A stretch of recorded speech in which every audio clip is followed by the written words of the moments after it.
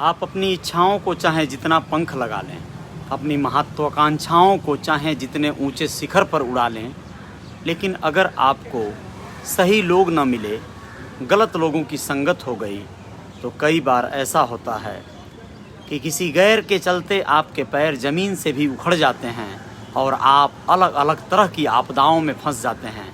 कई बार तो ऐसा होता है कि आपके जान पर बन आती है।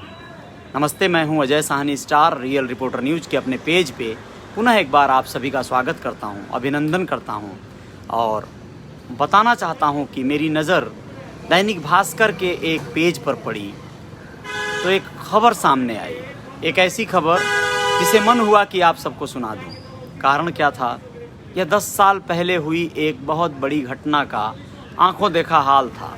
सुनील चौधरी ने इसे लिखा है, इस रिपोर्ट को, और मैं आप लोगों तक पहुंचा रहा हूं। दोस्तों, 10 साल पहले हुए भंवरी हत्याकांड, भंवरी जैसा नाम वैसा भंवर जैसा ये रहस्यमयी कारनामा। यह समझ लीजिए कि शुरू से ही कमज़ोर और सुस्त इन्वेस्टिगेशन, सरकार हिला देने वाली उस नर्स की हत्या के सभी 17 आरोपी एक के बाद एक जेल से रिहा हो गए। यानी बस यूँ समझें कि एक ऐसी महिला जो आसमान की ऊंचाइयों को छूना चाहती थी, उसके सपने बड़े थे या उसकी चाहतें, उसकी ख्वाहिशें विकराल हो गईं। जैसे जैसे कड़ी जुड़ती गई, वह अपनी सोच का दायरा बढ़ाती चली गई। वह चाहती थी सत्ता के चकाचौंध गलियारों में शुमार होना, लेकिन ऐसा हो न सका। वह अंततः इस दुनिया से बड़ी निर्मम, निर्दया पूर्वक हत्या के द्वारा एक मौत को प्राप्त हुई और अंततः उसे सिर्फ वही हासिल हुआ जो नहीं होना चाहिए था। आप लोगों को बता दें पूरी बात, राजस्थान का भंवरी देवी हत्याकांड, बस ये समझ लीजिए कि यह किसी वेब सीरीज की कहानी लगती है। एक महिला की महत्वाकांक्षा की पूरी कहानी आप लोगों को बताने जा रहे हैं, जिसे सुनील चौधरी ने तैयार किया है। दैनिक भास्कर में छपा हुआ ये पोस्ट है, ये लेख है।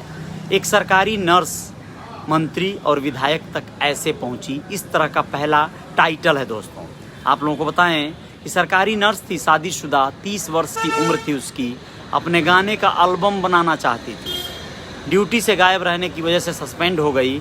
विधायक मलखान सिंह के पास पहुंची, शायद गुहार लगाने, सस्पेंशन को बर्खास्त करवाने, लेकिन ऐसा होने के बजाय कुछ और हो गया। तबादला हुआ तो मलखान ने जल संसाधन मंत्री महिपाल से मिलवाया। अब आगे की कहानी जान लीजिए कि कांग्रेस की सरकार थी और मुख्यमंत्री अशोक गहलोत थे उस समय, और एक नर्स की यह हस्र हुआ कि वह आगे कैसे बदलता गया मामला, उसका क्या हुआ हालत, सुनिए। 2002 और 2003 में खूबसूरत भंवरी पर 55 साल के विधायक मलखान सिंह और 59 वर्षीय मंत्री महिपाल दरेरणा का दिल आ गया। ये दोनों महान नेता उस पर मुहा गए। 30 साल की वो थी।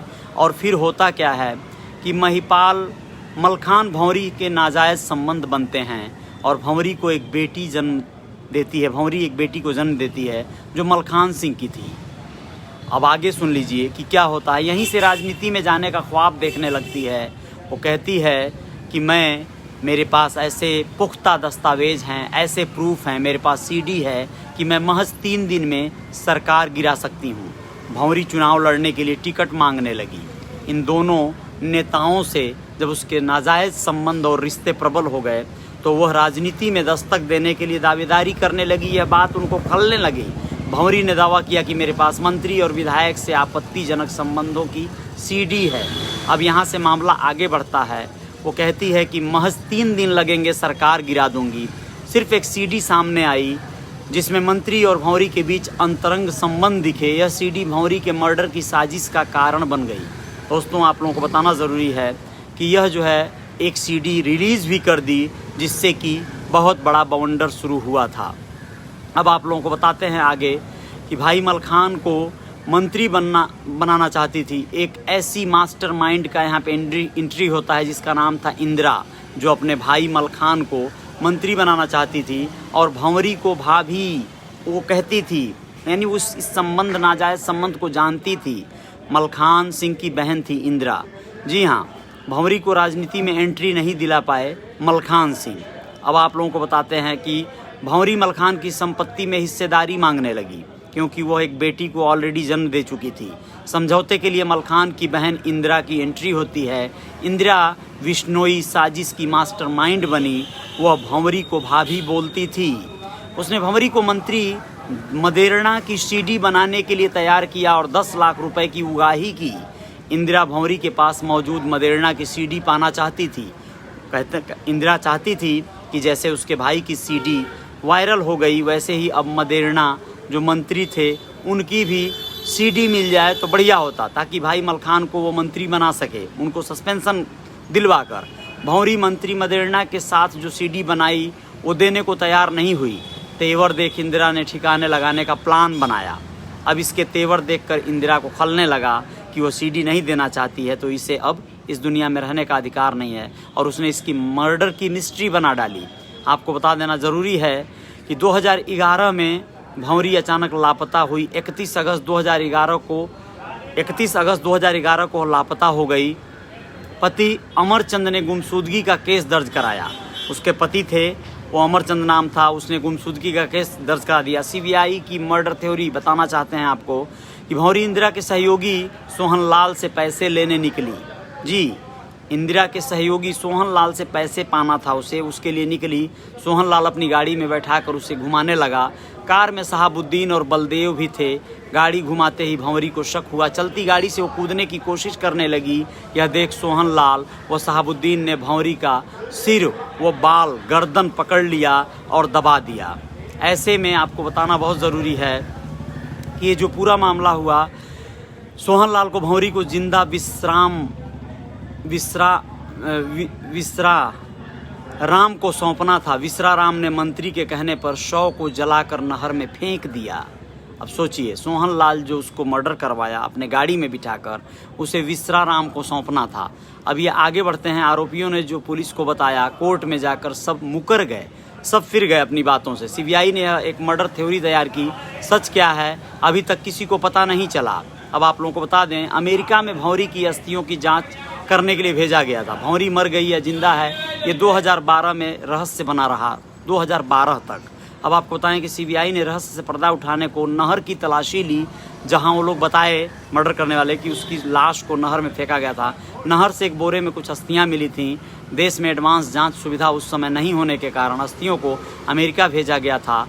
पुष्टि हुई कि ये अस्थियां भंवरी देवी की ही हैं, यानी भंवरी जिंदा नहीं है। 2012 में ये पता चला।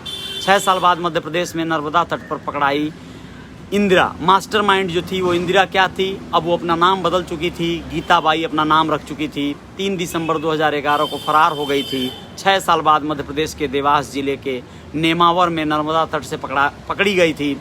इंदिरा साध्वी के वेश में मिली थी। अपना नाम गीताबाई बताती थी। 5 लाख रुपए की इनामी इंदिरा 17 में जब पकड़ी गई, वो सबसे अंत में पकड़ी गई।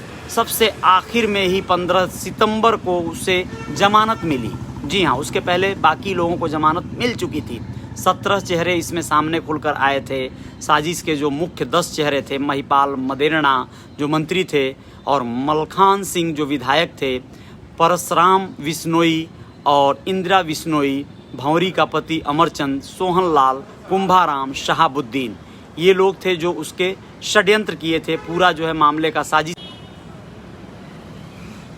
जी हाँ, लाश को ठिकाने लगाने वाले जो लोग थे, वो लोग थे विश्रा राम, कैलाश जाखड़, अशोक और ओम प्रकाश। अब आप लोगों को बताना ज़रूरी है कि नोट से मामला रफा दफा, यानी कैलाश जाखड़ से मिलकर भंवरी के शव को जलाया और उसकी राख को नहर में बहा दिया। ये जो लोग थे दिनेश पुखराज और रेशमा राम, ये तीनों लोगों ने ऐसा किया था। दोस्तों, आप लोगों को बताएं कि इसमें पूरा जब फैमिली मैटर आता है तो क्या होता है। मंत्री विधायक जेल में थे, बेटी बेटा विधायक चुन लिए गए 2021 में। ये लोग जेल में थे, जो लोग विधायक और मंत्री थे इसी मामले में, और इनके बेटी बेटा को टिकट देकर चुनाव में उतार दिया गया और वो लोग विधायक और मंत्री बन गए। जी, अगस्त 2021 में पूर्व मंत्री महिपाल मदेरणा और पूर्व विधायक मलखान सिंह को जमानत मिल गई। और आगे क्या होता है, वर्तमान में आज की तारीख में महिपाल की बेटी दिव्या मदेरणा 2018 से जोधपुर जिले के ओसियां विधानसभा क्षेत्र से विधायक हैं। महिपाल की पत्नी लीला मदेरणा हाल ही में जोधपुर की जिला प्रमुख चुनी गई हैं। 2018 में लूणी से मलखान के बेटे महेंद्र विश्नोई विधायक बने।